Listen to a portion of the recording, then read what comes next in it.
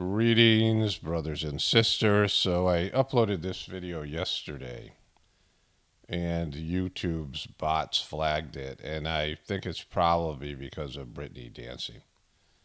They have, one of the demonetization issues is like scantily dressed people like Britney does. I'm gonna take out the Britney dance stuff. I have one of them. Will be a short video anyway, and then I'll keep the rest and see what happens. Just in case they uphold the monetization, I'm gonna re-upload this video, and then whatever, you get the idea. And so, if you're seeing this video, it's missing a few things. I put it up on the other video up on the membership channel. It takes a while for them to review it, so I'm going to make a bonus video anyway, so I can wait another. I don't know. We'll see what happens here, is what I'm saying. But here's the video. Greetings, brothers and sisters. Got a bunch of video clips to get to, and then I don't know what else. I just had a brief introduction to do. I talked about my dog Tulsi having a tick and having to bring her to the vet because of a limp. I got a couple of messages with people giving suggestions. I haven't read the comments yet, but I want to make it clear we're not getting her to have an operation. Like that would be if she, repeatedly was injured for a long time. If it kept on getting re-injured or whatever, like it was an actual tear in the ligament. But I left out some information that was important. So the veterinarian wanted to put her on pain meds. My wife was questioning her about it, and I, was there. She was on speakerphone, and I was like, don't even bother. We're not going to do that, right? But what the veterinarian had said is that she needed to keep weight off the leg, right? And so putting on pain meds would mean she wouldn't feel any pain when she walked, which would aggravate the condition, plus the additional negative effects of pain meds. These medications all come with side effects, and God knows what kind of medications they give to animals, because it's probably even less scrutinized than, we know about big pharma for people. Like, well, what was it like for dogs?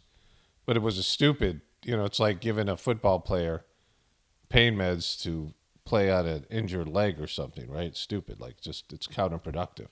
And that's what I was like, this seems like a BS diagnosis. And the woman had, the veterinarian had said that they couldn't see the tear on the X-ray because you couldn't. It's a little dog with a little ligament there. Like, it's just stupid. But that she could wiggle the knee a little bit, the joint, so maybe it was a little bit looser than it should be. But she wasn't sure. That's when we went back to pick the Tulsi up. And she said, wasn't sure it was the ligament, and and it was probably, since she was a young dog, it would probably heal properly if it was a slight tear. And she wanted to go on all these medications, and I'm like, those medications are going to weaken her. She's not going to heal better. Like, she was doing fine. Like, she wasn't unhappy. She was just limping. Like, she would go out, and she was chasing stuff on three legs. Like, she she didn't care. She didn't show any signs of pain. And she wasn't limping all the time. Sometimes she was able to use that leg. So, but with the presence of the tick and the fact that the internet talks about how ticks inflame joints, can cause the tick was huge and it left a big hole and it had to be, bandaged and it was bleeding. Like, and the other thing is, we had a border collie at our farm, and where we lived at the time, our dog Lucy just got tons of ticks. And we'd take them off when we could, and we have a tick tool to take the ticks off the dogs. But, they get to a certain size, then we used to feed them to the chickens, right? But if it wasn't easy to take off, like we had to rip out a chunk of flesh to get it out, then, I would just let it drop off. What the ticks do is they get, like, if you're seeing a tick, they're small, they're flat, they're hard to kill. You can, like, press down on them on a hard surface with your finger, and you can't squish them. Like they're like these, almost, no mass to them at all. But they can expand, like they're a giant balloon. They expand with blood from the animal or the person, and they drop off and they're like dead. From that point, they're just gonna disintegrate into the ground, but the blood fertilizes their eggs or does whatever with their eggs. I don't know exactly how it works, but the blood is important to their eggs, and they can't walk anymore because they're so fat. They're so ballooned out. Their little legs won't even move them. And they just lay on the ground. Sometimes their legs are up, like they just sit there, right? And the chickens used to eat them, like love them when they were like that big. But Lucy our dog had so many ticks on her. She never had any Lyme or anything like that. And ticks carry diseases, but these dogs have robust immune systems, and all of these things. So this woman ripped this tick out when it was really big, and it would have fallen off by itself probably tomorrow or whatever, and then it wouldn't have been an open wound for us to deal with. So I mean, it's just and again, this isn't like she seemed like an okay vet. It's just they're limited by their model and their training and their perspective, right? Because if the tick had Lyme disease, then Tulsi has it because the tick had been on there for quite some time. I mean, it's just it doesn't take that long for that to happen. So pulling the tick off at that point was irrelevant to the disease aspect of the thing, right? Like sometimes they come right out or whatever. Sometimes this one was buried in her leg in some way, but it was just, I can't imagine it was a coincidence that where she had this nasty tick that we didn't even see, like we usually see them. It was buried in there. She had to rip flesh off to get it out. Like that had nothing to do with. I mean, their model had nothing to do with the joint right above it being inflamed or being sensitive or tender or whatever, so that she would limp, right? And just like it's just stupid. But anyways, we'll see what happens. She's walking fine now. They gave her a cone of shame, which seemed like just overkill. We took that off. She's got the bandage on her, but whatever. And just every time I deal with allopathic medicine, I get bummed because sometimes it's necessary, but like there's just so much reading the ingredients. It's the most reading the ingredients out there.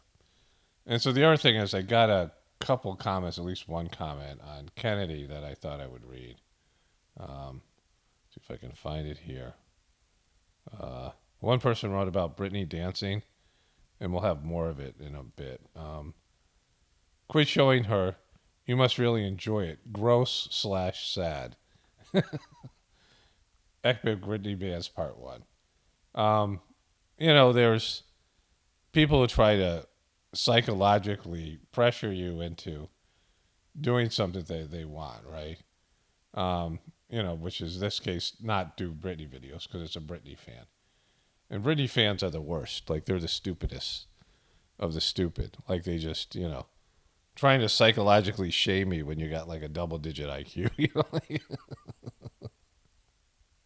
Gross. Yeah, gross. It's funny. Britney's dances are funny. Whether I cover her or not, it looks she's a crazy person dancing unless she's an actress. And then if she is, she's a great comedian. If she's playing a character, then she's a great comedian. Her dances, her staring at the camera, everything. Someone sent me one this morning. And the people who watch my videos, lots of them love it. So, I mean, this random person who shows up, Britney fan, tries to psychologically shame me. So that's great. And then this person, Paul, you need to do research on Kennedy. When anybody tells me I need to do research, it's an auto ban, right? Like, your research sucks. You need to do research. He is controlled op. He wouldn't let you attend his party recently without the bloob. He also has money invested in big pharma. See, it's in sincerity that it makes him a compelling candidate because he believes what he says. You can tell that he's into it or whatever. And there are zero signs that he's a controlled op. And I'll show you, I'll do the Britney thing first, and I'll show you that the mainstream media is not covering him, even Fox. I mean, there might be a case that they want to get rid of Biden, but I don't think they want this guy because he has policies towards the big pharma, which there would be no mandates. And this is something that when the mainstream media does cover him, This is what they're saying, that he would gut these agencies, the FDA and some of these agencies, these corrupt agencies. He would require more scrutinized tests of these things, the bloops, right? He would make them be. He would have different levels of testing, which likely the drugs would fail, and so that would raise a level of awareness and things. So that would be bad. So there's things like that, right? And that none of this is good for big pharma. I mean, none of it is. So to call him a shill, right? So whatever happened with that party, I'm not sure if that happened or not. But I heard someone say that his wife was scared or something or whatever. And I don't know if that happened, and I don't care. Like, the issue would be is no mandates, and that's all I need, right? Personally. And for many of you. Like, I don't care if other people take them. God is not against the boop or depopulation. I would say God is for that. And so you think that God is against depopulation, you're wrong, right? Because animals go extinct and everything dies.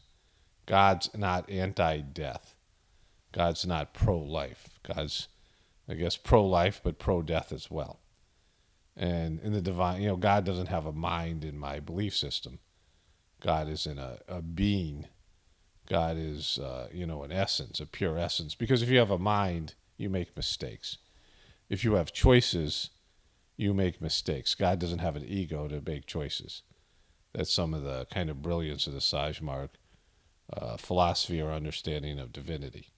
That God can have an ego and can have a mind and individuality, because that leads to choices, that leads to selfishness, that leads to, this idea of a wrathful God, very immature way of looking at God that's presented in the Old Testament. And so God is without choices, but God, whatever is allowed in this universe, God is for. Anything that exists, God is, people say, well, how can there be a God if God lets this happen? Well, God gave people and beings freedom of choice. God has allowed you to choose. And invariably, you're going to make wrong choices. And every wrong choice you make, there's a consequence to bring you to the right choice, bring you back to divinity, going against God's will. And most religious people do this regularly. Most religious people think they speak for God, and they think God agrees with everything that they say or think. That's the problem with religion and religious people. Oh, this is bad. I think it's bad, so God must be against it. But if it exists, God is for it. And right now, God is for depopulation because everything is pointing in that direction. The reduction of humans on this planet is a necessity. And that sucks for all of us, but that's God's will. It's ultimately going to happen. There's no way around it. God's anti this system in a sense that, the system has become an abomination and it goes against the will of God. And so it's, going to be taken care of. So if people get the you-know-what, or if they make a you-know-what, anything that leads to depopulation is going to be backed by nature and divinity because it is a necessary thing to happen right now. There has to be a reduction in population, and you could tour the world. You can go to any Walmart, and you can see the need for population reduction. And so anybody involved in that, no matter how evil they are, no matter how, anti-godly those people are, no matter how selfish they are doing God's will because we're in a time of population reduction. Before we're, up until this point for the last 500 years or so, we've been in a time where people have been, population has been increasing. And so there's a point where that's going to change, and that's fairly soon, and it's happening right now, where there's going to be population reduction. It's inevitable. And and we're the population, so it sucks for us, right? But this happens with every overpopulated species. And don't tell me the Texas story because it's stupid. If you go to cities and you go to places all around the world, you'll see the overpopulation. There's too many humans on this planet, and it's hurting the other species. It's hurting the environment, and we get dumber and dumber, and we suck, right? And so, there's that. So anything that depopulates the planet is going along with the divine plan, and you can see it. Like, it needs to happen. Like, you go to Walmart, you go to places like, places I've been in the world, certainly in India where there's overpopulation, and you see the way people are living, the poor people. Again, half the population is living on less than $2 a day and less. A third of the population on $1 a day. That's what they have, $1 a day, $365 a year. And these families and people, they live in huts, and they live in they don't get enough protein, and they live with, filth and diseases. And these cities, not even like natural people living out, hunting and doing things like in the wild, like wild human beings out in the wilderness. They're in cities living like that, right? And it's dismal. You drive through it, it's depressing to see people living like that. I mean, it's hard to even call them human beings because you couldn't communicate with them. They're often like 5 foot tall, like all of them. The whole like place you'll drive through, they're small people. They're all skinny. They're pooping right there in the street in front of you as you drive by in your car and like doing whatever. Like, they live in these huts. There's nothing. They have, they don't have running water. They have like cell phones, no, nothing else. Like, it's bizarre, and they're suffering. Their life, they're bored into suffering. They're hungry. They're underdeveloped. They're low intelligent, and they have they live in filth, and they die. They live to 40 years old or something like that, or whatever, and they live miserable lives, not as natural human beings who are struggling out in the wilderness in a city, like in a disgusting, filthy city, right? And so, getting back to this thing with Kennedy, he would do things that would be better for us. And again, they're not going to go all the way. See, the problem with the truth community is that there's too many emotionally based, unintelligent, unthinking screw-ups who just, loser their way through their lives in the truth community. I mean, I can see it every day. Like Marjorie Taylor Greene, whether she's an actress or not, embodies that kind of person. Emotional, stupid, doesn't think before she speaks, doesn't play the game in a sense, right? When you get involved in something like that, it's a game. And she just does damage for the causes that she believes in. She self-sabotages. And that's a good portion of the truth community, a lot of you guys. Just go out there and self-sabotage. You say you believe in the truther narratives, but you just do damage every day by running your mouth and getting emotional and talking about things that are like, in a way that's, so many people who are truthers that are popular and things that people send me, I'm like, this hurts. This hurts your cause, right? And so, again, I don't care. Like, for me, I don't have a goal here. I mean, my goal is that I get out information that God has given me because it's my duty, and talk about spirituality and that's a solution. And I have zero faith that people will take that solution. I have zero faith in people that they will listen to me, the good things that I have to offer, or anybody else.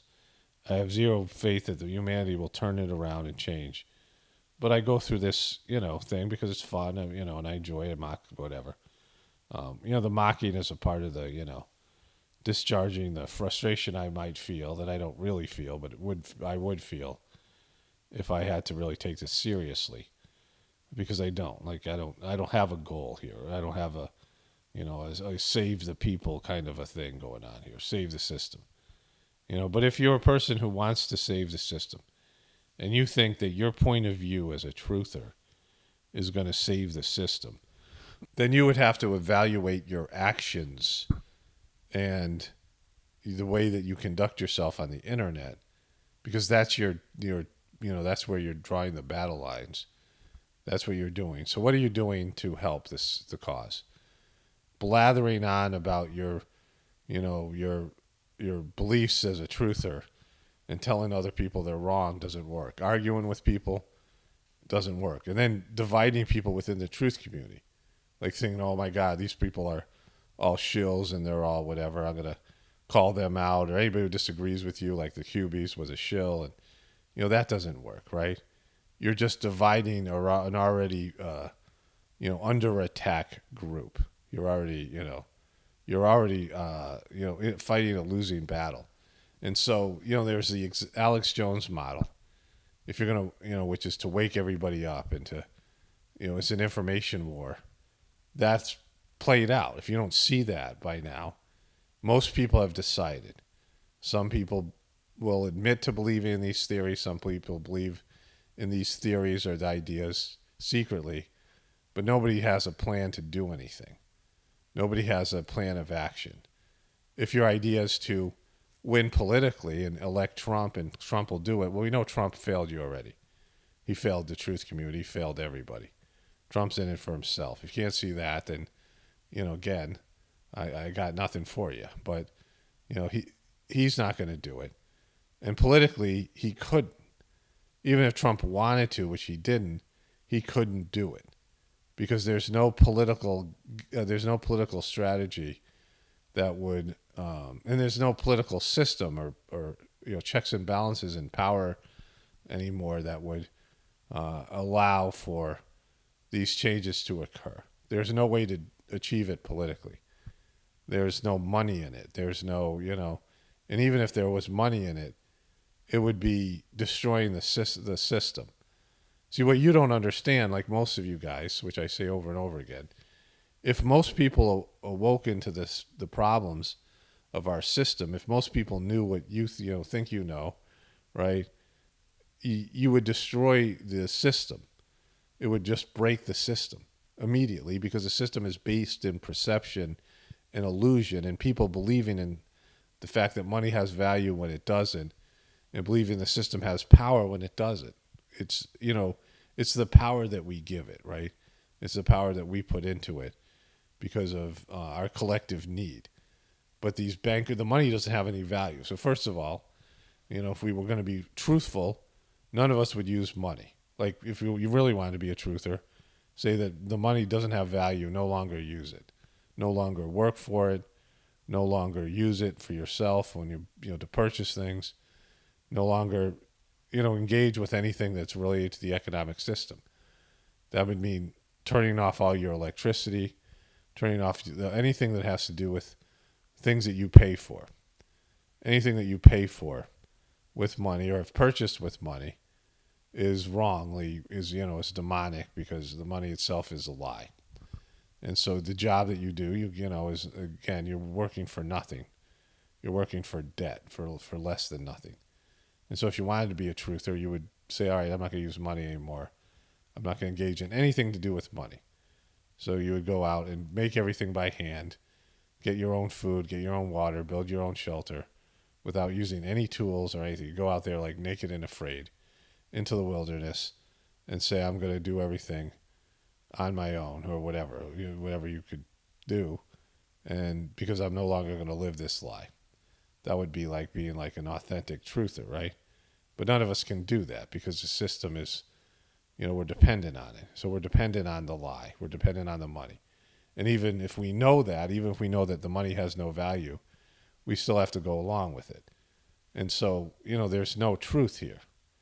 There's no real truthers, right? Because we all know how bad the system is, but we still have to participate in it. We make it sound like we're so much better than the sheeple. The only difference is we're conscious of our slavery to whatever extent, and we're conscious of the demonic nature of the system that we're supporting, even though we know it's demonic, even though we know it's bad. So like you can get off your high horse and all these things about how other people are so bad and wrong because you're awake and they're not, and they're part, they're pushing out lies, and you're living a lie, right? Everything about your life is a lie because the system is demonic. This money is a lie. That the economic system is false. That all these things are bad. They all go against God, and we all participate anyway because we can't do anything else. We don't have any other choice in this matter. I mean, if we want to survive, we have to participate in the system. There's maybe a few handful of people who have the skill set not to, but even then, they're living on, so-called governmental lands or whatever they're doing, right? There's no free land out there, right? Whatever. I guess there is maybe some places that aren't owned by any entity, and you could find whatever, you find some island out there, whatever, claim it for yourself, and all these things. But for most of it, that's not an option. And so when you go out and you wake people up, what you're doing is trying to tear the system down. You're in a system that you don't want to tear down. You're not being honest with that because you got hopium believing that you can save something that can't be saved. And so that doesn't work, right? So the electoral system, the voting doesn't work. And it's all for the same reason, that if truth hit this system, the system would collapse, and immediately, and without any sort of a backup plan or any kind of contingencies, and we'd have chaos. And chaos might be better than what we have now on a spiritual level. And it might be more honest, but it wouldn't be better in terms of, it would be a nightmare. It would be, like the purge, but real, like something like that. And so, so there's that. And so what are you doing? Like, what are you doing with your attitude and telling people to do research, telling people to do that, and this person's a shill, and you're just throwing away your time and energy, pretending that you're doing something when you're not, imagining that you're somehow fighting the beast when you're not, right? You're just, you don't have a way to contribute. And so, be honest with yourself, right? Is my actions making things better? So unless you, again, if you think that an information war is going to win it, and just by posting stuff on the internet, that's going to, bring people together or win people over your side, you haven't been watching what's happening. Okay, they're using people like that to divide the groups, right? Divide people and divide the groups within the groups. Because the truthers are a divided group, right? And so there's no lobbyists, there's nothing there that we're doing to work together to change something, either politically or through financially, putting our collective monies together and lobbying on a political level or trying to change the laws. And you're not waking anybody up. People have already made a decision, like I said before. And so then the idea would be wiping out the other side, the liberals. And that would be some sort of civil war type situation where you just look at these people are being evil, Hollywood, this QBs who believe that there would be these rendering, these grabbing people off the street and rendering them, and military tribunals, which is going against the Constitution. These people who claim to be patriots are willing to throw the whole Constitution away for some false belief that all the bad people, the deep state's going to be thrown into Guantanamo Bay, and there's all these sealed indictments, and all of it turned out to be false.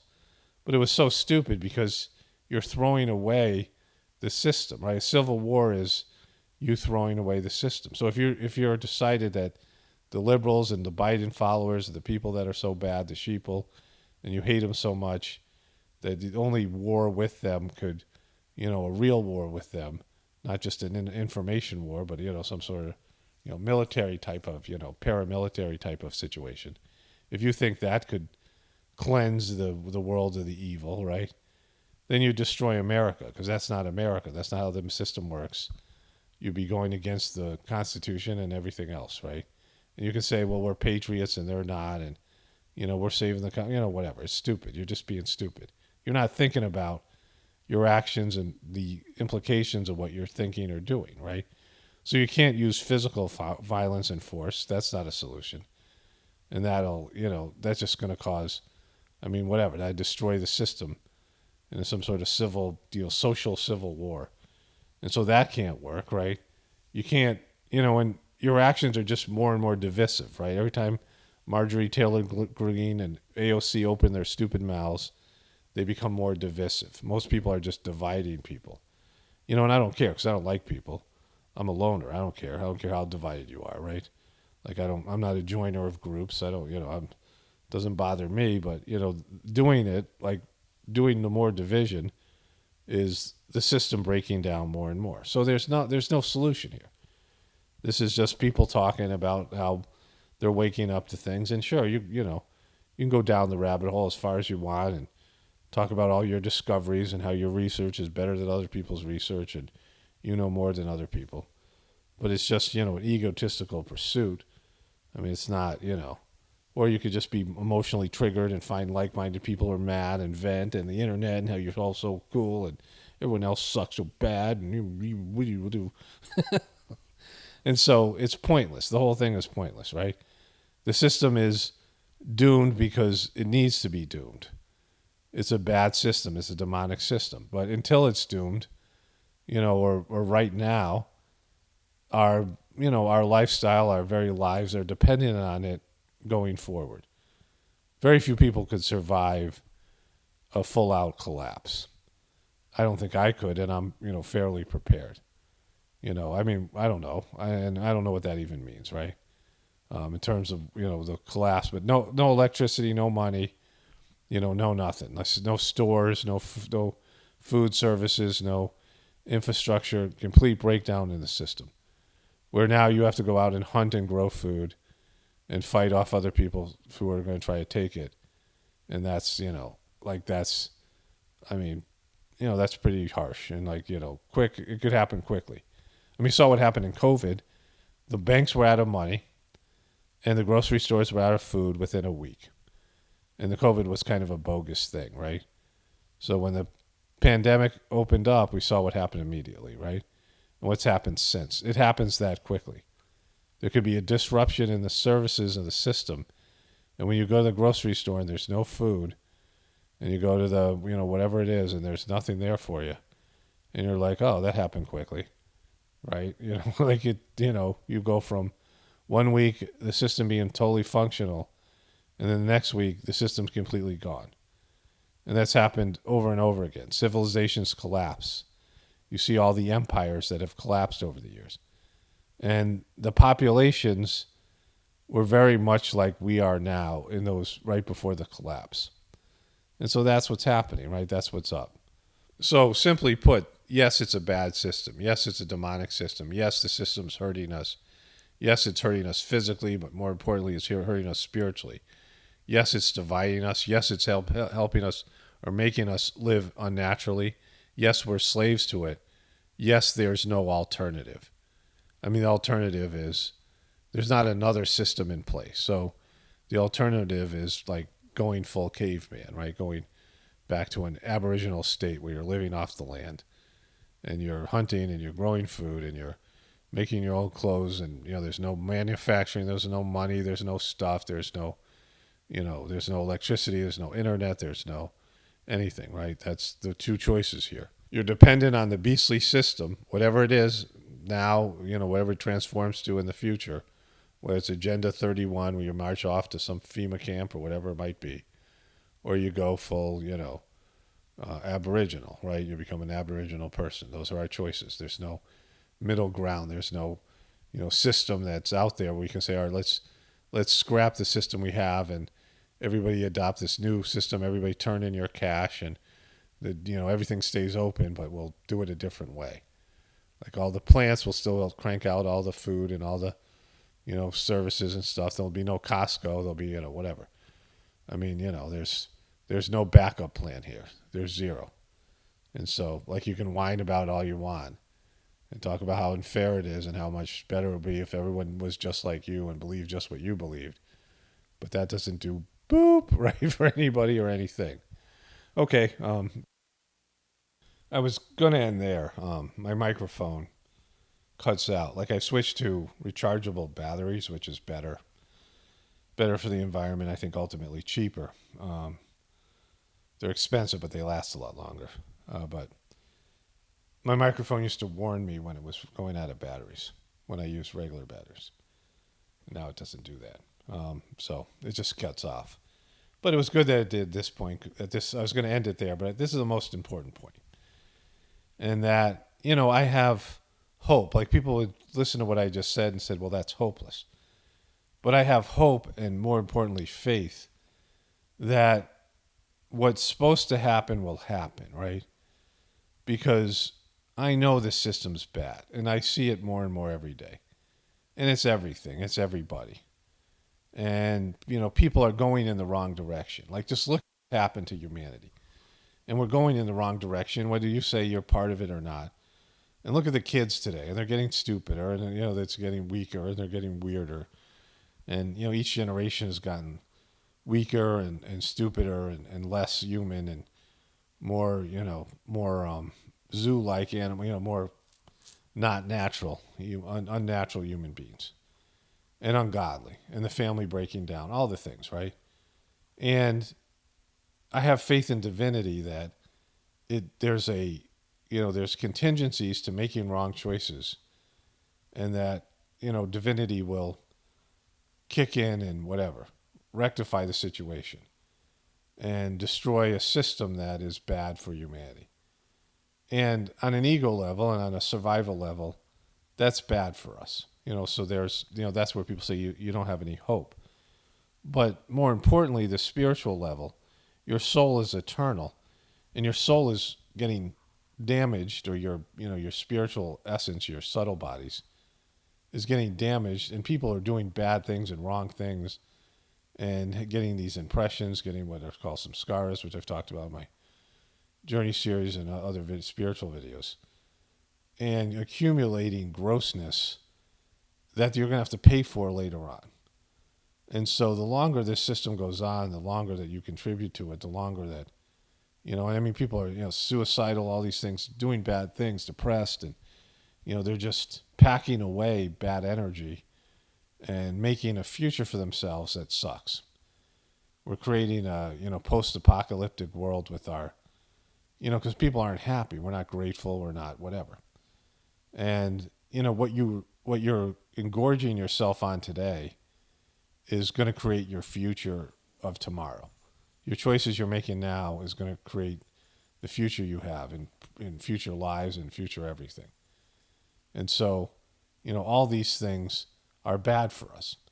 And so the hope is, or the positive thing, the positivity of my message, or for those of us who believe that divinity will correct itself, that there's a corrective action to people's wrong choices, and that is the system collapsing. And so, aside from that, and I was saying that, we all might, believe we know the future or the predictions that are there. We still have to live our lives. And so you have to do what's right. You have to do what's right. For me, supporting Kennedy, whether he has a chance to win or whether he can change things, I don't believe either of those things. But it's the right thing to do, right? It's got to run its course because, to me, he's sincere. To those of us who see, can see that he's sincere about it's different than having a platform that appeals to people. He says things that aren't going to win him more votes or more, more supporters. And it's certainly not going to be backed by big business and the kind of things you need to get elected. So a lot of things he does actually would sabotage his campaign, but he's, honest about who he is. Do I agree with him on everything? No. And, we have lots of things that are, there's some subtleties in some of them. Some of them are bigger. But he's like a legitimate politician. We haven't had one who's not a politician, a legitimate person running for a political office on a level where he's, if he was just a normal Joe, it wouldn't work, right? But he's, a Kennedy, so he's got an outside chance, a puncher's chance or something to, win the primary, whatever it might be. But I'd also like to see it because it's entertaining and the information and the way the media handles it. But for me, it's just about doing what's right in front of me, what the thing I'm supposed to do with it. Because I was never going to vote again, and I still might not, given the circumstances. But in terms of what I see, this is the right thing to do, right? And I'm not putting much effort into it, and I'm certainly, it's counterproductive because, even if he's elected, I know the system should come down. There's no fixing a corrupt system and a corrupt humanity. And even if human beings rose up and chose, somebody different, somebody better, and the powers that be allowed him into the office, didn't rig it or didn't, off him or whatever, then, it still is not something that can be fixed. At least in what people think, make America great again. It's not going to happen. And then there's a global issue here. It's beyond America. But in terms of what we need to do right now, you figure out what you're supposed to do. to make the world a better place, whatever it is, right? What can I do today to make the world a better place? Like, it can be in your personal lifestyle, your personal choices, and then what you put out on the internet and the information you have. How am I, making the world a better place? And for most truthers, you're not. Like, I can see by your comments, you're just, dragging everyone down with your delusions and your whatever. Like your obsession with something that, Trump isn't making the world a better place. Trump has made everything more divisive. He's divided the country. And people can say, well, yeah, but like those people are evil, so it's good. Well, if you don't come together, I've experienced this, and pretty much everyone else has experienced this. If you're paying attention, when there's disharmony, whether it's you and your married spouse, when you're fighting with your spouse, or when you're fighting with your family, or you're fighting on like in your workplace, when there's disharmony, the work stops.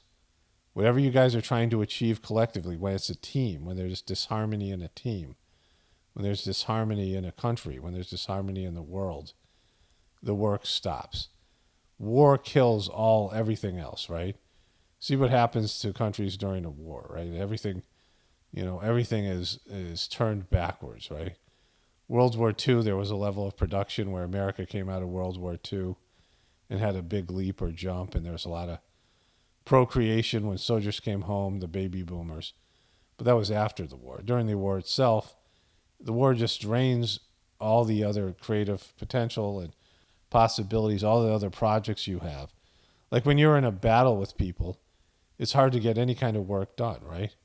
When you're in a bad divorce, or you're in a bad, situation, and you're fighting every day. You're just consumed with destroying your enemy, right? It's like you're in a struggle. If you're in a life or death struggle with another person, with the other person trying to kill you, or an animal is trying to kill you, everything else stops, right? Your survival is, based in you not being killed, right? Like, so if you're a tiger's trying to kill you, you're not going to like, oh, can you, Mr. Tiger, can you wait? I'm doing some important work here on a project, creative process. I'm doing something important here. Can you not kill me right now? Or whatever. You have to deal with that situation. It becomes life threatening. And so when there's that element kicks in, when there's a struggle, you lose focus and perspective of everything else, and you're just in survival mode. And that's how most people are. This has become a life and death political struggle, social struggle, and they're just sitting there, fighting it off, right? Fighting other people off, or fighting a system off, or whatever, and just focused on it. Most people are obsessed with this. They don't stop thinking about it. You go to sleep thinking about it. You wake up thinking about it. You talk about it all day with other people. And so everything else stops. Anything, to make your life better, or to, pursue these other things. People go down the rabbit hole, and that's what it means. And you're making the world a worse place, but you're throwing your life away, right? Like, you have to, find some way to, to sort of process what's going on and move on with your life, right? Like, you got to get out of truther mode. Like, you just, there's got to be something else. You got to, there has to be some balance to it, right? You have to reconcile your reality that you're a slave to this beastly system for now. You could do it by being a slave to God, which I've talked about. That's that's an internal switch. And that, the system's collapsing, but you have to live your life right now. If the system's up and running right now, it might not be tomorrow. So you can prepare. I said this the other day, right? Prepare for the future and live in the moment, right? So you have to be present in the moments going on and deal with your life and, the situation the way it is. And also be aware that we're in a fragile time, and the paradigm could collapse any moment, and we have to do something else. So both things have to be done. And, in a positive way, right? Ways that, they can feel good about your life, where your energy is moving positively through you, instead of just hate and hostility and anger and confusion and stupidity is just pouring out of you and making the world a worse place. And, I'm talking about 80 to 90% of the truth community is engaged in this negative process. All right, let's get into Britney.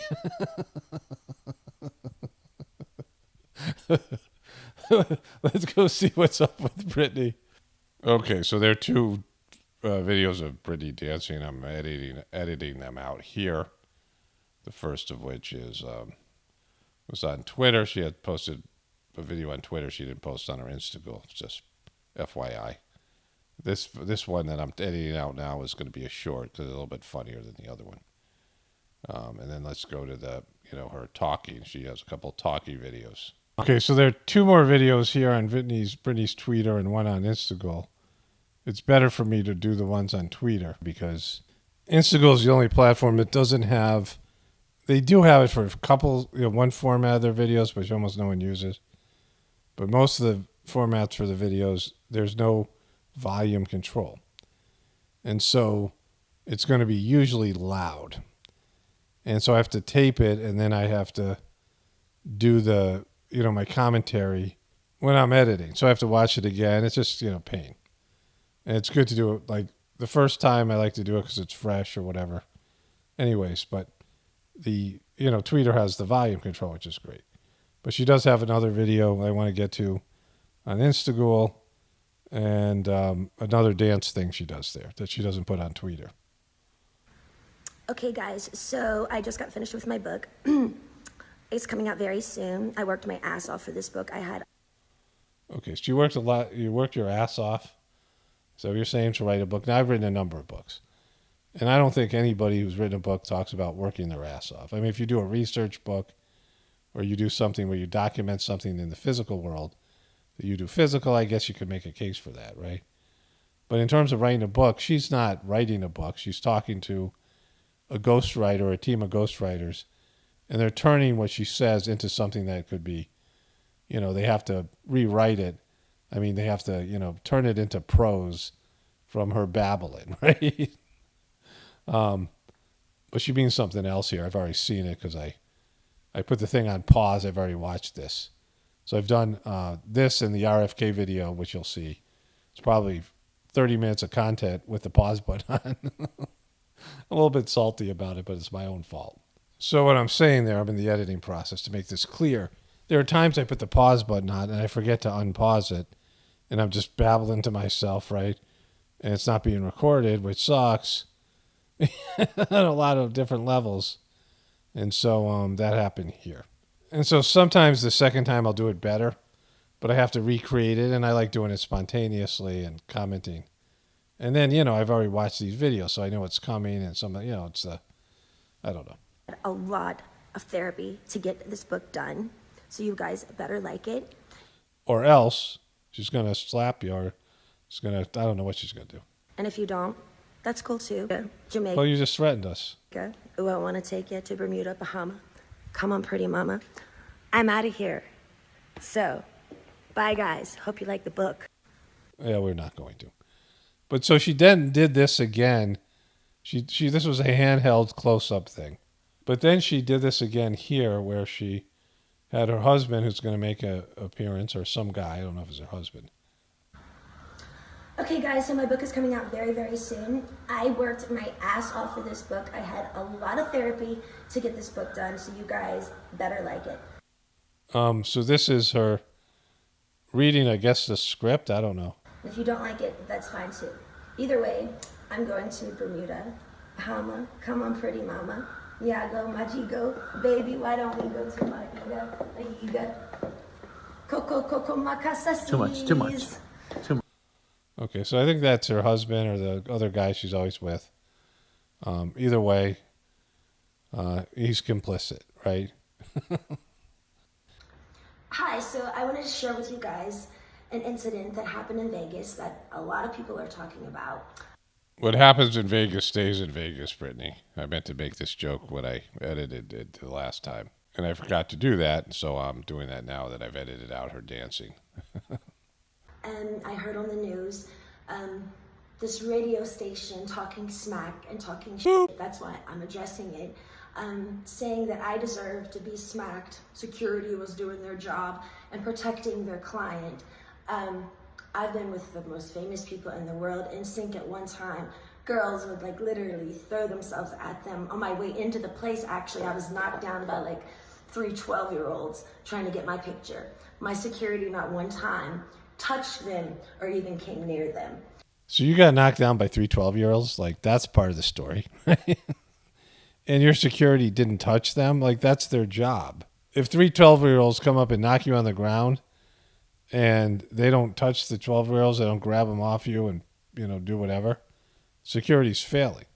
I mean, if you have security that isn't willing to touch people who are rushing towards their, their fan crush or whatever, or, God knows what crazy fans, a lot of crazy people, your security's supposed to go over there and knock somebody out, right? Like, you're saying that your security never touched anybody and they just allowed them to come up and touch you and maul you and get access to you and yell in your face and all these things. Your security was always touching people. I mean, that's what security's job is, right? Point being is, I didn't appreciate the people saying that I deserve to be hit, because no woman ever deserves to be hit. Exactly. Men, on the other hand, you can beat the crap out of them, but women never get to get hit. If it's a man, sure, go ahead, smack him, right? Take a baseball bat. I mean, men deserve it, and men can take it, but not women. No woman ever deserves to be hit. Men deserve to be hit, just for being a man, but women never. I simply tapped him on the back, and I was backhanded, hit my face, it came back on the floor. My best friend picked me up and held me. And I did get an apology at my table 30 minutes later, but I've yet to receive a public apology. And that's it. And that's it, right? So, Britney's checking all the social media crazy boxes. Okay, so this is the stuff where the person said that, the comment that RFK has controlled opposition. And so we're going to watch this video with Aaron Burnett, which I've already seen, and have to watch it again because I put pause. But this is from 2 months ago. This is Michael Schmierkanish, this guy here, right? And this is Aaron Burnett. We haven't seen this one. This is from 9 years ago. This is Chris Christie, who confronts a fan at a Cubs game. This is the Schmierkanish interview again. And this is from 1 year ago. So there's only one video, and it's really about this guy that's fairly recent. It has a little bit of RFK, but it doesn't even have RFK in the title. And so they're not covering him. The reason is he's much more reasonable, and the stuff he says, which you'll even see in this interview, isn't outlandish or provoking. Trump's trying to provoke the left, and he gives them fodder. That's why CNN and MSNBC make Trump the center of their universe.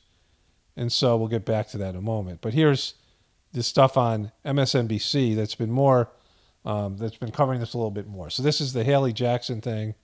Well, I guess this is something different. We saw this. This was from 5 days ago with Mehdi. This is the Mehdi thing. This is the Haley Jackson thing. Now, Haley Jackson and Mehdi aren't people that are, very well known. I guess this is something different too here. Maybe we'll do this next time. But this is from 3 weeks ago. This is from 5 days ago. And this is the other Mehdi thing here. This is also Chris Christie confronting a fan at the game.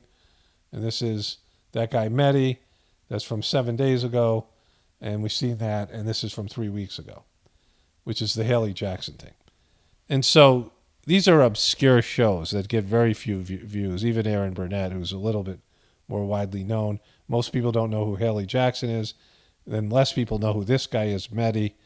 And when they cover Trump or anybody that they want to, like Marjorie Taylor Greene, they're controlled opposition, or at least opposition that is organically giving the left what they want. Just like our AOC gives the right what they want to cover. And so if the news is covering someone a lot, that person is, when you play basketball and you shoot a corner three by the opposing bench, players on the bench will say, he with us, right? Which means the guy is playing for their team, right? They want him to shoot. And you'll see a player turn around if he makes it and talk smack to the bench. And so Trump is with them. Trump is with us and CNN. Trump is with MSNBC.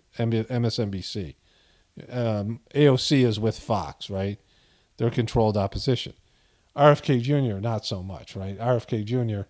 is somebody who is, like, they don't quote him, they don't bring him on, they don't make him the center of their universe like they do with Trump. And so there's a big difference here. But here's this one. NFL superstar Aaron Rodgers attacking one of the nation's top vaccine experts. The New York Jets quarterback posting this image of Dr. Peter Hotez on Instagram saying, quote, Robert F. Kennedy Jr. would mop this bum. Robert F. Kennedy Jr., of course, is running for president. Okay, so this starts off with Aaron Rodgers. And they're going to bring the bum on here in a second because this is CNN. He's a vocal vaccine skeptic. Rodgers' post comes after Dr. Hotez criticized RFK Jr. After a podcast he did with Joe Rogan. And in that podcast, Kennedy repeatedly pushed unfounded claims about vaccines. And he called out Dr. Hotez by name. Unfounded claims. Nobody will debate me. For 18 years, nobody will debate me. I've asked Hotez many, many times to debate me. I've debated Hotez on the telephone with kind of a referee, and his science is just made up. He cannot stand by it. He can't cite studies. Okay, so that isn't. She's making that. She look at her face. She's trying. Aaron Burnett, Aaron. She's making it sound like that was totally unreasonable, and this could easily be settled by a debate because Hotez is going to say later on, because again I already watched this, is going to say that he has debated Kennedy on the phone and it's been frustrating, which is stupid because that's not how the debate works, and we'll get into that, right? But this could be settled in a debate. There's no reason for him not to debate other than he would lose. That's the only viable reason. All right, Rogan then, after all of this, comes out and tweets at Dr. Hotez. And he tweets, quote, Peter, if you claim what RFK Jr. is saying is misinformation, I'm offering you $100,000 to the charity of your choice if you're willing to debate him on my show with no time limit. And then Elon Musk jumps in, tweeting, quote, of Hotez, he's afraid of a public debate because he knows he's wrong. And Dr. Hotez is now out front. And Doctor, there's a lot I wanted to talk to you about this, a lot of layers.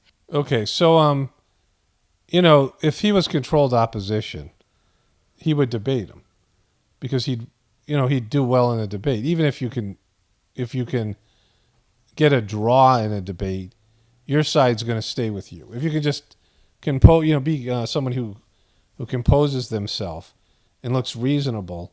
I mean, Joe Biden debated Trump and still won. We saw what happened look at the debate between Fetterman, where Fetterman said goodnight everybody when he started, and he had the worst debate performance in history, and he beat Oz, right? He beat Dr. Oz.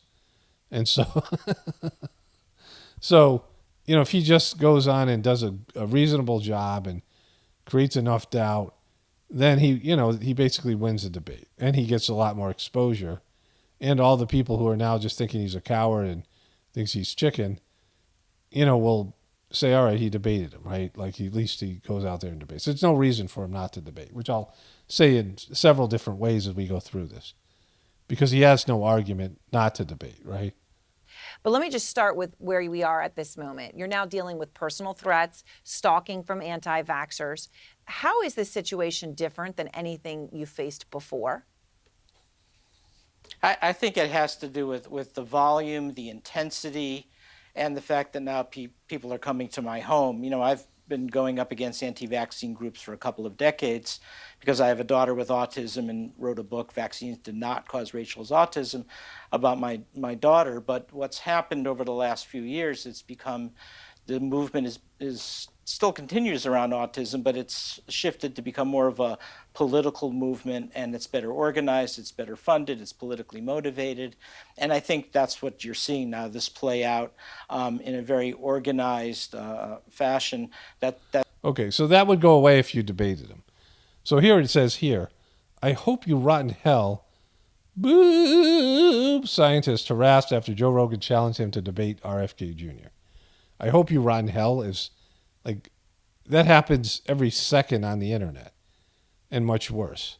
I hope you rot in hell is probably be said billions of times on the internet. And so that's what you're saying? Oh my God, how outrageous. Did somebody tell you, oh, I hope you rot in hell on the internet? Now, first of all, I don't agree with harassment. I don't agree. I don't even know if this is happening because this guy's a liar, but whatever. Let's say what he's saying is true. And people are showing up at his house. All that stuff I don't agree with. That's bad. But you could make it all go away by debating him. And then he comes in and says this movement is better funded. You have one of the top lobbying groups in Big Pharma that's backing you, backing CNN, and you're saying the anti-boop is a lobby and it's got more funding, and you're not David, you're Goliath, right? You have the backing of the power. Big Pharma and CNN and the government are all behind you. This is their narrative. They're all working as a monstrous, gigantor against a small grassroots movement that doesn't have a platform. And you're coming out here and playing the victim, right?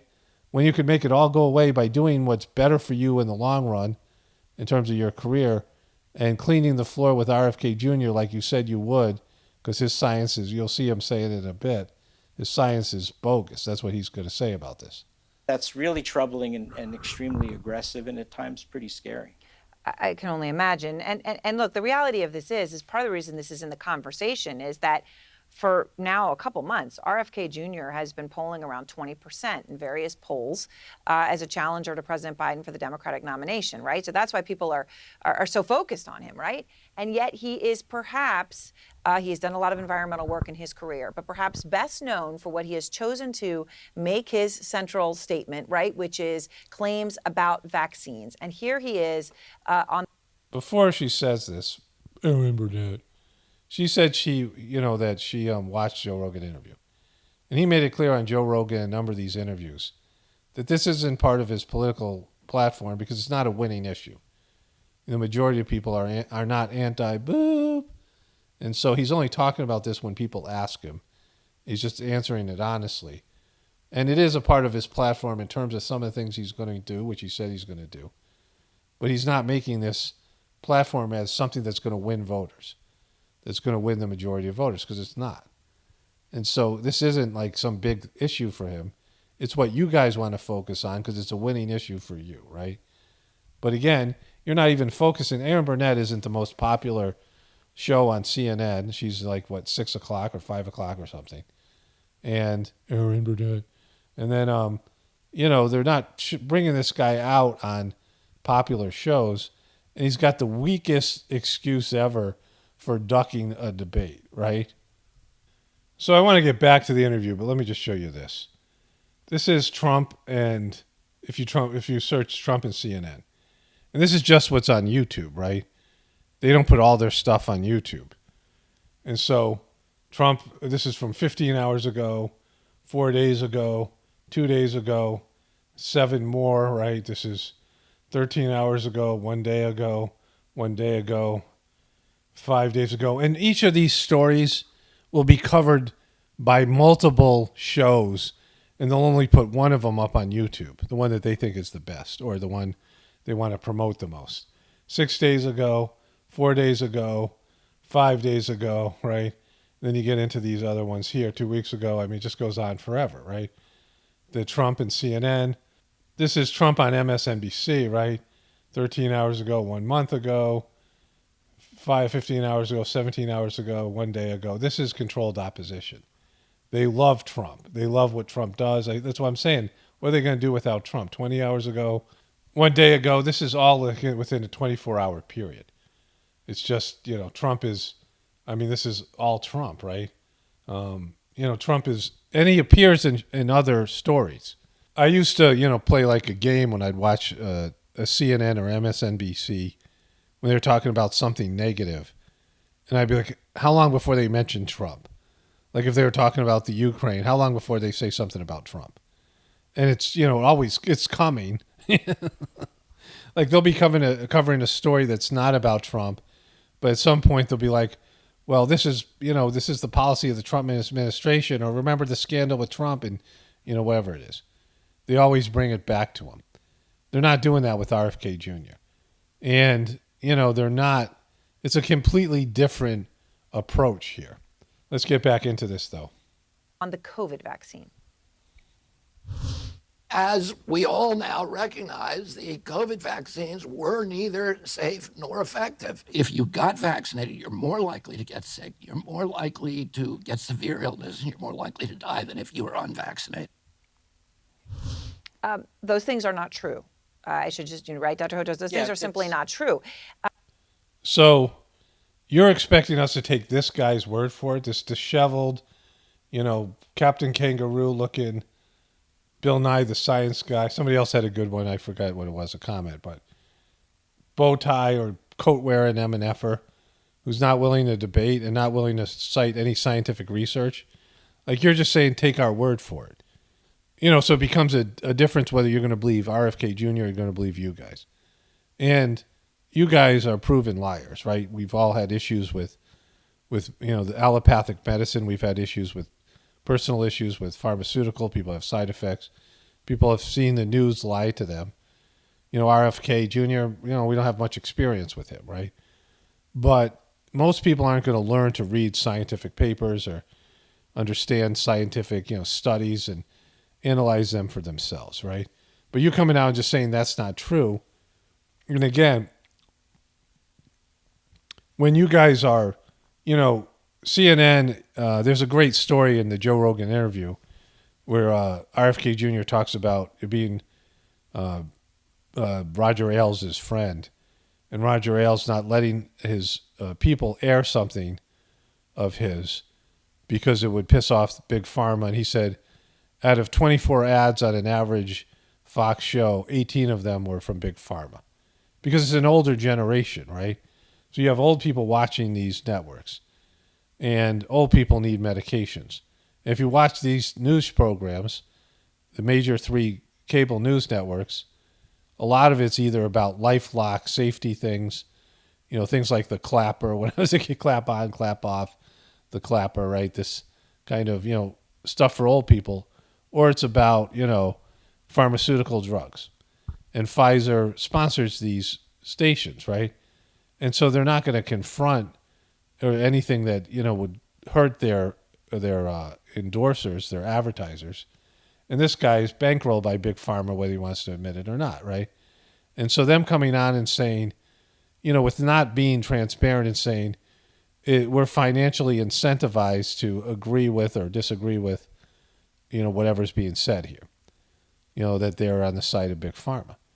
And they could just say that, right? And what RFK Jr. just said here, he said on CNN, if an average YouTuber said it, this is a YouTube video, it would be, something that they would, they would say it violates community guidelines, right? And so that's how much it's rigged, because YouTube and all these other companies are also dependent on the advertising dollars from these powerful, financially successful groups, right? And nobody's willing to admit that, because that's a big part of this, right? There's financial incentive to say things that aren't true or to block things that are being said that confront the advertising of these products, right? And you mentioned the book that you wrote about your daughter, right? Wait, you wrote a book? She has autism, and you wrote a book explaining why vaccines are not the cause of that. So this whole debate comes up. What RFK Jr. said, that there's no science in this book, and I didn't read the book, but what he said in Joe Rogan, that this guy just says, take my word for it. And that's what pretty much mainstream media is now. Trust us, we're the news. Trust us, we're the experts. And there are people that have been proven liars and people we don't trust, right? Trust us, we're the government. They don't tell you what's it about or show you what the evidence is. They just say, trust us. Rogan's saying, do this debate, give $100,000 to charity. And you've had time to think about it. What's the reason that you don't think that that is worthwhile? Well, I've had, as Bobby, which is what I would call him when I would be speaking with him, would rightly points out, we've had a number of conversations, especially in the year 2017, when he announced he was going to be appointed to head a special commissioner on vaccines. And I began speaking with him actually at the request of the National Institutes of Health. And it was an exercise in frustration because I did cite studies and in-depth studies. And in fact, I put it all together in a book, The Vaccines Did Not Cause Rachel's Autism. But, What's the name of it? it was frustrating because he would keep on moving the goalposts. I mean, initially it was about the measles, mumps, rubella vaccine that was said to multiply in the colon, and somehow that led to autism. And that was debunked with large epidemiological studies. And then it was shifted to thimerosal preservative, and he was a big proponent of that in the 2000s. And then when that got debunked, it was spacing vaccines too close together. And they talked about this concept of greening vaccines. And then it was albumin vaccines. And then it wasn't even about autism anymore. It was something called chronic illness. So it was always kind of this pair game of whack-a-mole or moving the goalposts. And that's what it would be like if I went on Joe Rogan. It's not productive to do it. And in some ways, it kind of sets the whole field back. So let me... Okay, so what he just said there was he's debated Robert F. Kennedy in private. He's gone on Joe Rogan twice, and I'll get into that too because that's important. And he's willing to talk about these things and debate him in private. But in the debate in private, he creamed RFK with science. He blinded him with science. And RFK just kept on moving the goalposts. And it's frustrating. So he's not going to do it in public. But, this idea is that when you debate someone, you're trying to convince the person you're debating, and nobody would say that, right? You're trying to win the audience over. And that's why you would debate in public. And if RFK is moving the goalposts, then you would call him out on it, and everyone would see that you knew more science, or at least some people would, and nobody's seeing that right now.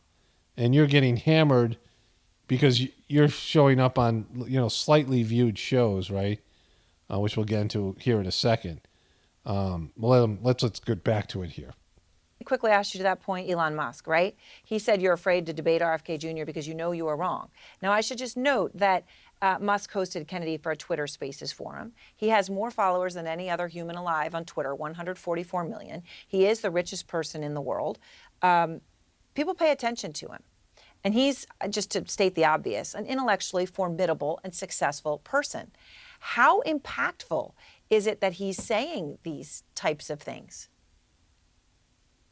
Well, remember, between RFK Jr., Joe Rogan, and Elon Musk, pretty much that's every follower on Twitter. So he's destroying his credibility here because they are they're doing what he and she are doing here, where they get to say stuff and there's no one to rebut it, right? There's no one to give their side of the story, to give the opposing side of the story. And that's why they're doing this here, because they can control the narrative, because the RFK isn't there to rebut what they're saying, right? But nobody's watching this. And, I'm going to come back to that. I want to show you the rest of this, and then I'll wrap this up in a voiceover, which is easier for me. So that's a big space. Look, I've said multiple times to Joe Rogan. I was on twice on his show. I said I'll come back anytime you want, as long as you don't have RFK there, because this guy scares me, and he's gonna. I'm a bum. He's gonna mop the floor. Especially during that Delta wave when he was inviting some anti-vaccine activists, and I thought that was doing some damage. I said, "Let me come on, Joe. I'll talk to you." Come on, Joe. And explain why vaccines are effective, why they're safe, and why they'll save your lives. But he ignored those emails. I wrote to him in 2021, 2022, and then I finally gave up. With Elon Musk, I said, look, I'll come on whatever Twitter format you want. I'll debate you as long as you don't bring in RFK Jr. And have that discussion with him. But in terms debate. of RFK Jr., I've been there, done that. I've had multiple discussions with him. They don't go anywhere. He doesn't really understand. What? The science behind. He doesn't understand the what? With him, but in terms of RFK Jr., I've been there, done that. I've had multiple discussions with him. They don't go anywhere. He doesn't really understand the science behind. He doesn't understand the science. So you're going to debate a guy about science, a guy who doesn't understand the science, and you're scared to debate some guy about science who doesn't understand science? That's like debating somebody in English that doesn't speak English. He doesn't understand science, but you're going to debate about science and you can't beat that guy, right? You're willing to go have these discussions with Elon Musk and Joe Rogan because there's no one there to confront you and call you on your BS, right? That's why you're on this show. And so let's move over to the voiceover. Let's wrap this thing up and I'll go over to the voiceover. Behind vaccines and doesn't really understand the science of autism. And so I think it would just, and he doesn't really want to listen. And so therefore I think it would be highly unproductive. Okay, so him saying it'd be unproductive, he just said that makes up most of Twitter, all of Twitter. Elon Musk followers, Joe Rogan followers, and RFK Jr. followers represents, hundreds of millions of followers. And Joe Rogan gets, millions upon millions of views. This video that I just showed you got 120,000 views. The one on MSNBC got 70,000 views. Let's say generously, this guy going on these two obscure shows on MSNBC and CNN and all of his other appearances got 1 million views total of, a demographic that most people don't want, which is older people, where Joe Rogan, Elon Musk, and RFK Jr. have access to younger people on the internet, right? And so that's 1 million people versus millions of people. 1 million people have heard Hotez's excuse that, why he doesn't want to debate, which makes no sense because he likes publicity. He is a guy who is selling books. He shills his books all over the place. He wants to build his brand. He's obviously getting funding indirectly from Big Pharma because he's worth $23 million, and his job as a professor pays at most like $150 or something. And so he gets lots of money from, these to be a shill, right? And so he likes to be out there. He's been on Rogan twice. He wants to go on Elon Musk and he wants to be interviewed by him. He just doesn't want anybody there who can confront him, even a guy who doesn't know anything about science like RFK Jr. And so the only reason is he's a boop-y, right? Like that's what most people think. All the people who follow Elon Musk and Joe Rogan and RFK Jr. and Aaron Rodgers think he's ducking a fight, which is something people don't appreciate. And only a few people watch these shows have heard his side of the story. And even Erin Burnett, if she was a journalist, she would have asked him questions like, well, wouldn't it be better to debunk him? Because, debates aren't about, he said, I'm frustrated. The guy doesn't listen.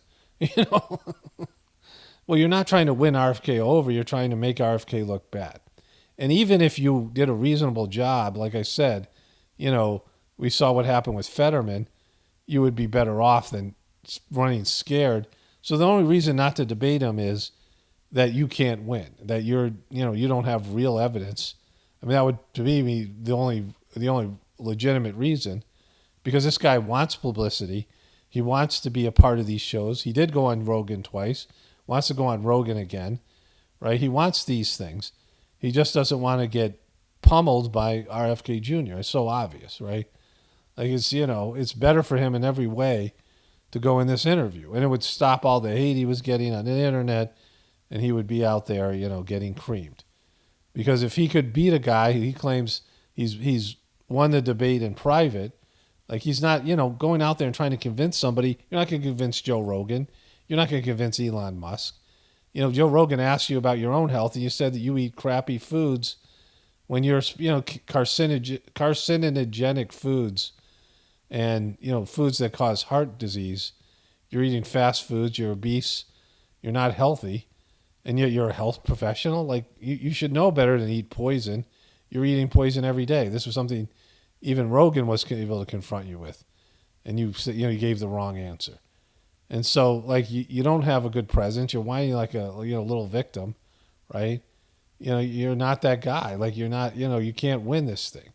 You can say RFK doesn't have the science, then go out there and clean his clock, right?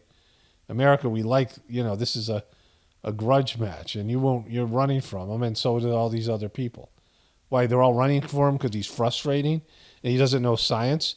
Well, then some scientists should go out there and, expose him for the fraud he is, and they can't freaking do it, right? It's embarrassing. So this is why he's not a shill, you dopes, right? Like, because they're not covering him. They're not giving him their limited platform, but he's getting it anyway. And, I don't know how this thing's going to play out. But as far as it goes right now, they're just, we see what's happening here. And so I wanted to say one thing here. I was talking to my wife about Kennedy. We were talking about Kennedy, and she was talking about seeing some of his older videos. And then I was reminded, and I meant to say this here, and I forgot about it in one of my videos earlier, that I watched the video with Kennedy defending, he had a cousin or nephew or someone in his family, I think his last name was Smith, who looked really creepy, and he was charged with killing a girl. And he was attacking CNN, saying that they were all fake news and whatever. And he wasn't like he is now. Like he was, somebody, he was a lawyer, being lawyerly. He wasn't genuine. He wasn't, the way that he presents now, authentic. He had more energy. He was more aggressive, less presidential, less whatever, like less than he was now. So something changed him, and I can't remember if his voice was gone then. It was like from 10 years ago. It's a video that comes up when you search. I showed you. I think it was in the search I showed today. And so, I'll play a little of that video next time, maybe, if I remember, and see if I can find some of his older videos. He used to be on Fox News, like he said. But he isn't the same. Like, he's evolved in some way.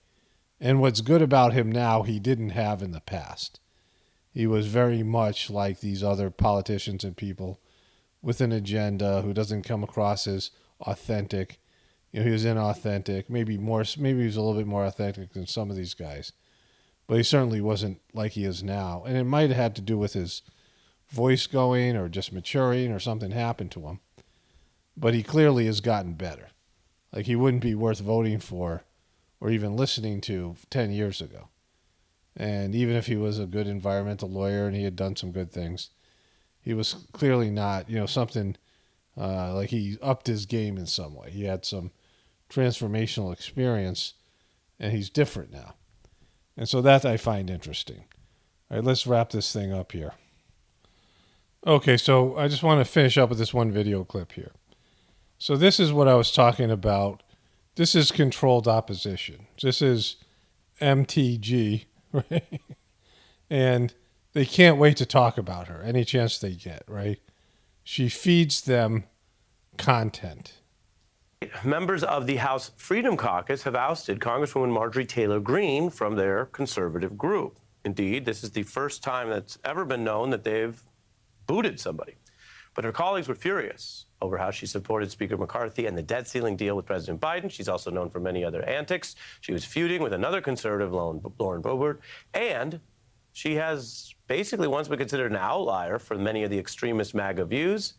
It is striking that at least on one deal or one vote, the Freedom Caucus says she's too moderate. Hugh is a patriot. We know that for sure. So, I have the mainstream media that feeds me content, right? Content that I can mock. They're on my team, right? They with me, right? They're helping me out to make content. CNN and MSNBC, if I don't have anything to talk about, I can go look at Morning Joe or one of these, used to be Don Lemons or whatever it is, and I can mock it because they are mockable. They're obviously lying. They make content for dumb people, so it's easy to pick it apart. And so they're with me. They're helping me out. And so the same way Marjorie Taylor Greene is helping them out, just like AOC helps Fox News out, right? Gives them easy content, and it makes their case for them, right? This is what I was saying about Alex Jones. When they're using you to create a profile, then you're failing. You're failing in what you're doing. Because, again, somebody like Kennedy, they can just make it up. They could just not have him there, not have any real reporters there, not have anybody ask legitimate questions, and pretend he's, make their own version of him. Make their own, I mean, that's what everybody does. They make their own personal, Trump or their own personal Biden, and it's a creation of someone else's imagination or a collective group of people's imagination, and they profile you, and they pigeonhole you, and they put you in a box, and they get everyone to think about, you're a flip-flopper. Remember when John Kerry, they were talking about him being a flip-flopper, and they found him like surfing one of those parasurfers or whatever it is, right? And they had him going one way with this. It's like a surfboard with a sail on it, and parasail. I don't know what it is. That's a parachute. I don't know what they call it, but he was going back and forth on it, and they were saying first he voted this way, and then he said, "I was for it before I was against it," and that was the epitome of a flip-flopper. And back then, that was big news, right? And then when he was running against Bush for president, and so being a flip-flopper was undesirable, and he was one. And he said it himself. And he gave them that. He fed them that, right? So she's feeding MSNBC content and feeding them the narrative that they're trying to create about people in the truth community and right-wing people. And sitting there holding, again, this is good for her base and his base, but it doesn't help out with the national discussion. Antifa terrorists have declared war on America. The Democrats are the party of pedophiles. The so-called plane that crashed into the Pentagon. It's odd, there's never any evidence shown for a plane in the Pentagon. Every crazed left-wing corporation shoves Pride Month down your throat in June. I'm a big fan of the AR-15. The great thing about it is that you get as many bullets as you want. We need to be going after these federal judges that are persecuting people that walked around in the Capitol on January 6th. So these are positions you may or may not agree with, but she's not helping our cause. The way that she talks about it, the way that she makes reference, the emotional content of it, the being triggered, and it doesn't help, right? It doesn't help get the message out. It doesn't help make us look reasonable and intelligent. She's not the person who should be vocalizing these things, and it shouldn't be somebody who's in the government, right? You have to talk about them with a lot more intelligence, and going against the mainstream narrative there, you have to be even more, you have to be better than she is. You can't be sloppy, you can't be stupid, you can't be emotional, right? All the things that she is. And you have to understand that, like, it's a time and place, and also, everybody's heard these things. Everybody knows what the theories are.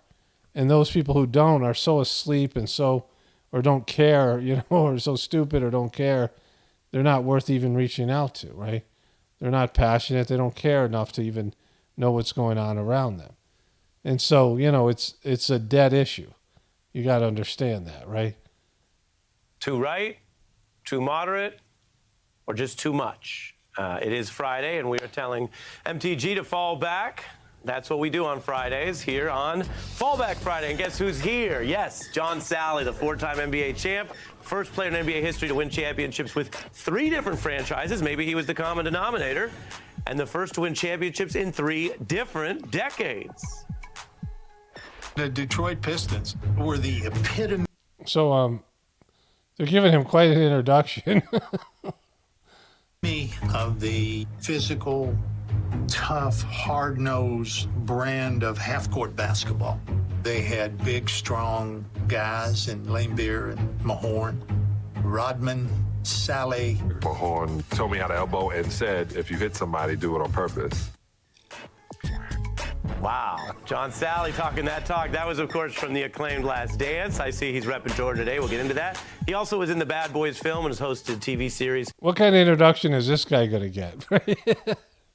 Over many years. And as if that wasn't enough, guess who's Bazak? Jason Johnson, the MSNBC analyst, professor of politics journalism at Morgan State University, contributor to the Griot, host of the Slate podcast, A Word with Jason Johnson, and I hate to do this, but no rings on his fingers. None. Yeah, because he wasn't a professional basketball player. Maybe he has a wedding ring. But you gave John Sally a huge introduction. No rings, John. Jason has no rings out She's here. not here. I have not. How you doing, John? My life is grand. Thank you for having me, Ari.